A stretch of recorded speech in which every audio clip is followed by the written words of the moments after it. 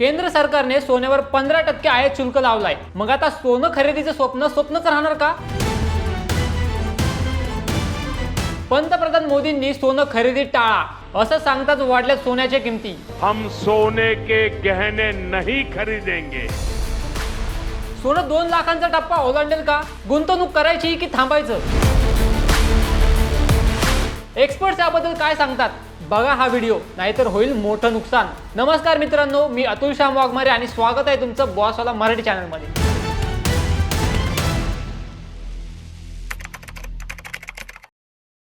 मित्रांनो, आपल्या सर्वांच्या आयुष्यात सोन्याला एक वेगळं महत्त्व आहे.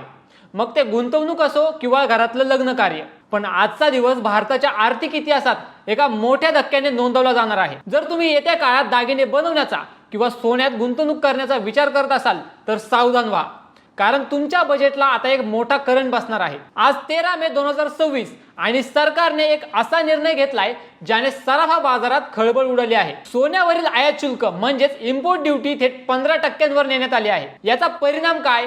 सोनं आता सामान्यांच्या आवाक्याबाहेर जाते का? मोदी सरकारला ही गोल्ड इमर्जन्सी का लागू करावी लागली?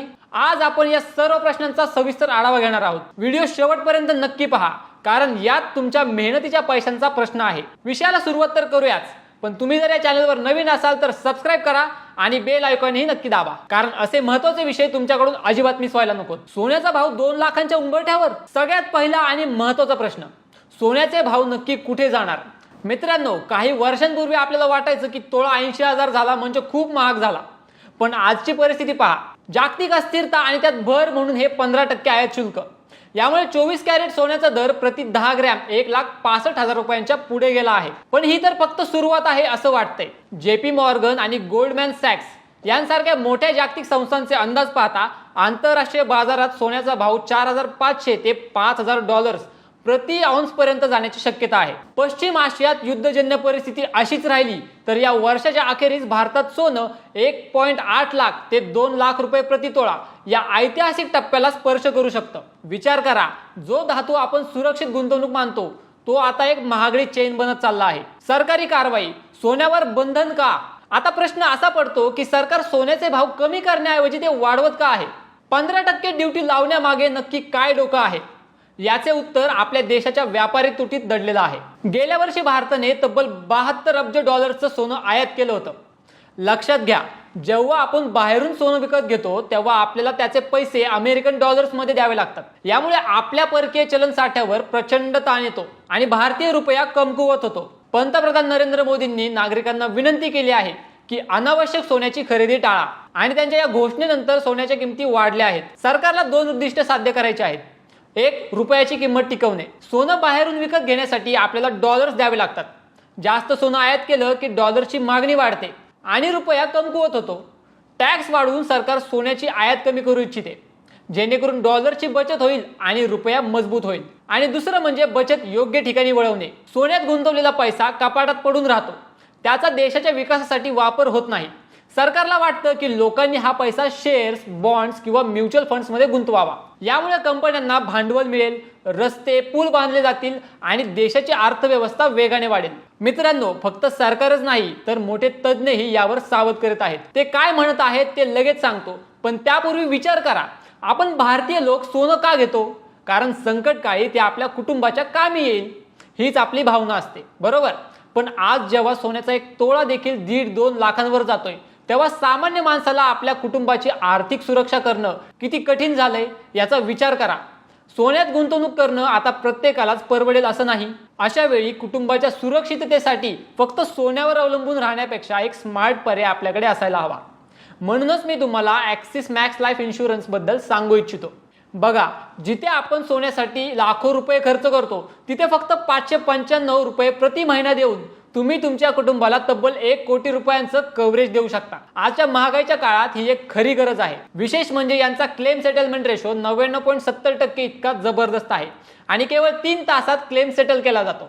जर तुम्ही आत्ता विचार केला तर तुम्हाला पहिल्या वर्षाच्या प्रीमियमवर 15% सूट सुद्धा मिळू शकते. सोन्याचे भाव तर वाढतच राहतील, पण आपल्या कुटुंबाची सुरक्षा मात्र आजच निश्चित करणं आपल्या हातात आहे. मित्रांनो, अटी व शर्ती लागू आहेत हे देखील लक्षात घ्या आणि लिंक डिस्क्रिप्शन मध्ये दिली आहे, ती नक्की चेक करा. आता पुन्हा वळूया आपल्या मूळ विषयाकडे. तज्ञ नक्की काय म्हणतायत? मित्रांनो, फक्त आपणच नाही तर मोठे आर्थिक विश्लेषक सुद्धा या निर्णयावर चिंता व्यक्त करत आहेत. ऑगमेंटच्या रिसर्च हेड रेनिशा चैनन यांच्या मते या वाढलेल्या टॅक्समुळे दागिन्यांच्या मागणीत मोठी वाढ होऊ शकते. तर जेव्हा अधिकृत बाजारात टॅक्स वाढतो तेव्हा स्मगलिंग किंवा ग्रे मार्केट सक्रिय होण्याचा धोका असतो, असा इशारा IBJA चे सचिव सुरेंद्र मेहता यांनी दिला आहे. यामुळे आपल्या प्रामाणिक ज्वेलर्सचं मोठं नुकसान होऊ शकतं. पण मग सरकार हे धाडस का करतंय?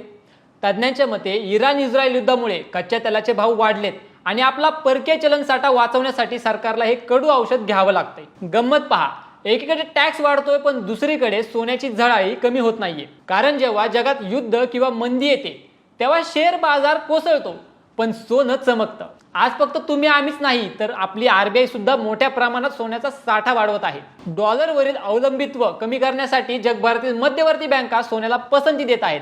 यामुळेच भारतात टॅक्स कितीही वाढला तरी जागतिक परिस्थिती पाहता सोन्याचे भाव पडण्याची शक्यता सध्या तरी धूसर आहे. आता सामान्यांवर होणारा परिणाम आणि भविष्यातील आव्हाने काय आहेत ते बघूया. या सर्व घडामोडींचा तुमच्या आमच्या खिशावर काय परिणाम होईल? तर एक म्हणजे लग्नाचे बजेट आणि कोलमडलेले आर्थिक नियोजन. भारतीय संस्कृतीत लग्न कार्य आणि सोनं यांचं अतूट नातं आहे. मात्र सध्याच्या परिस्थितीत लग्नाचे बजेट पूर्णपणे कोलमडताना दिसत आहे. खर्चात मोठी वाढ झाली आहे. 15% आयात शुल्कामुळे सोन्याचे दर गगनाला भिडले आहेत. मध्यमवर्गीय कुटुंबात जिथे पूर्वी 10 तोळे सोन्याचे नियोजन असायचे तिथे आता तितक्याच पैशात केवळ 5 ते 6 तोळे सोने येत आहे. कर्जाचा डोंगर उभा झालाय. मुलीच्या लग्नासाठी सोने खरेदी करणे ही एक सामाजिक प्रतिष्ठा मानली जाते. वाढलेल्या भावांमुळे अनेक पालकांना आता दागिने घडवण्यासाठी वैयक्तिक कर्ज किंवा जमीन गहाण ठेवण्यासारखे पर्याय निवडावे लागत आहेत. यामुळे लग्नानंतरही कुटुंबावर कर्जाचा बोजा कायम राहतो. दुसरा आहे तस्करी आणि समांतर अर्थव्यवस्थेचा धोका. जेव्हा एखाद्या वस्तूवर कर प्रमाणाबाहेर वाढतो तेव्हा बेकायदेशीर मार्गांचा अवलंब वाढतो. यात प्रामाणिक व्यापाऱ्यांचं नुकसान होतं. सोन्यावर जास्त ड्युटी असल्यामुळे आंतरराष्ट्रीय बाजारपेठ आणि भारतीय बाजारपेठ यांच्यातील दरात मोठी तफावत निर्माण होते. याचाच फायदा घेऊन सोन्याची तस्करी वाढते. यामुळे जे ज्वेलर्स नियमाने आणि GST भरून व्यापार करतात त्यांच्या व्यवसायावर गदा येते. काळा पैसा देखील वाढतो. तस्करीतून येणारे सोने रोखीने विकले जातात, ज्यामुळे अर्थव्यवस्थेत ब्लॅक मनीचे प्रमाण वाढते. ग्राहकांनाही विनाबिल स्वस्त सोने घेण्याचा मोह होतो, परंतु यात फसवणुकीची शक्यता अधिक असते. तिसरा आहे गुंतवणूक की गरज. बदलती मानसिकता. सोन्याकडे पाहण्याचा भारतीयांचा दृष्टिकोन आता वेगाने बदलत आहे. पूर्वी सण उत्सव उदाहरणार्थ दसरा, दिवाळी, अक्षय तृतीया किंवा केवळ बचतीचा भाग म्हणून लोक सोने खरेदी करायचे. आता मात्र फक्त गरज असेल तरच सोनं अशी मानसिकता तयार झाली आहे. गुंतवणुकीसाठी आता सामान्य माणूस सोन्याऐवजी digital gold, sovereign gold bonds किंवा म्युच्युअल फंड्सकडे वळत आहे. दागिने घालून मिरवण्यापेक्षा संपत्ती सुरक्षित ठेवण्याकडे कल वाढत आहे. चौथा आहे श्रीमंतांचा दागिना, एक सामाजिक दरी. सर्वात चिंतेची बाब म्हणजे सोने आता हळूहळू सर्वसामान्यांच्या आवाक्याबाहेर जात आहे. ग्रामीण भागात आजही सोने ही एक आपत्कालीन स्थितीतील एकमेव लिक्विड कॅश समजली जाते. शेतकरी संकटकाळी सोने गहाण ठेवून बी बियाणे किंवा खतांसाठी पैसे उभा करतो. जर सोन्याचे भाव असेच वाढत राहिले तर ही हक्काची सुरक्षितता सामान्यांकडून हिरावली जाईल. सोने ही आता बचतीची सवय न राहता केवळ श्रीमंताच्या श्रीमंतीचे प्रदर्शन करण्याचे साधन बनत आहे. मित्रांनो, सरकारचा हा निर्णय वरवर पाहता केवळ आयात शुल्क किंवा कर वाढीचा वाटत असला तरी त्यामागे देशाला आर्थिक संकटातून वाचवण्याचे मोठे ध्येय आहे. भारताच्या परकीय चलन साठ्याचा एक मोठा हिस्सा केवळ सोन्याच्या आयातीवर खर्च होतो. त्यामुळे रुपयाची किंमत टिकवून ठेवण्यासाठी सोन्यावर निर्बंध आणणे ही सरकारची आर्थिक गरज बनली आहे. मात्र दुसऱ्या बाजूला प्रश्न असा उभा राहतो, तो म्हणजे भारतीय मानसिकतेचा. आपल्याकडे सोने केवळ धन नसून ते सौभाग्य, परंपरा आणि सुरक्षिततेचे प्रतीक आहे. अशा वेळी सर्वसामान्यांसाठी ही खरोखरच एक मोठी कसोटी आहे. आता तुमच्या समोर 2 महत्त्वाचे पर्याय आहेत. एक, खरेदी पुढे ढकलणं. जर तुम्हाला तातडीची गरज नसेल तर दरवाढ स्थिर होईपर्यंत थांबणे शहाणपणाचे ठरू शकते. कारण जागतिक बाजारपेठेतील अस्थिरता कमी झाल्यावर भावात थोडी घसरण होण्याची शक्यता नाकारता येत नाही. दुसरं, तातडीने खरेदी करणे. दुसरीकडे महागाईचा वेग पाहता अनेक तज्ज्ञांना वाटते की सोन्याचे भाव कधीच मागे वळणार नाहीत. त्यामुळे भविष्यातील मोठी वाढ टाळण्यासाठी आत्ताच गुंतवणूक करणे हा एक सुरक्षित मार्ग असू शकतो. सोनं 2 लाखांचा टप्पा पार करेल का? हे विधान आज कदाचित अशक्य वाटत असेल, पण गेल्या 10 वर्षातील सोन्याचा आलेख पाहिला तर हे चित्र नाकारता येत नाही. भूराजकीय तणाव उदाहरणार्थ युद्धे, डॉलरची अस्थिरता आणि सुरक्षित गुंतवणूक म्हणून सोन्याची वाढती मागणी पाहता 2 लाख हे लक्ष्य भविष्यात वास्तवात येऊ शकते. तुम्ही तुमची सोन्याची खरेदी पुढे ढकलणार की भाव आणखी वाढण्यापूर्वी आत्ताच गुंतवणूक करणार? सोन्याच्या या गगन भरारीबद्दल तुम्हाला काय वाटतं? तुमच्या मनात काही शंका असतील किंवा तुमचे काही वेगळे मत असेल तर कमेंट बॉक्समध्ये नक्की कळवा. तुमच्या एका कमेंटमुळे इतरांनाही वेगळा दृष्टिकोन मिळू शकतो. जर तुम्हाला ही माहिती महत्त्वाची वाटली असेल तर हा व्हिडिओ आपल्या मित्रमैत्रिणींना आणि नातेवाईकांना नक्की शेअर करा, जेणेकरून त्यांनाही आपले आर्थिक नियोजन करण्यास मदत होईल. अशाच ताज्या आर्थिक घडामोडी आणि सखोल विश्लेषणांसाठी आपल्या बॉसवाला मराठी यूट्यूब चॅनलला सबस्क्राईब करायला अजिबात विसरू नका. ब्रँड पार्टनरशिप आणि ॲडव्हर्टाइजमेंट इन्क्वायरीसाठी ईमेल करा brand@bosswala.com. व्हॉट्सअप करा 9108014192.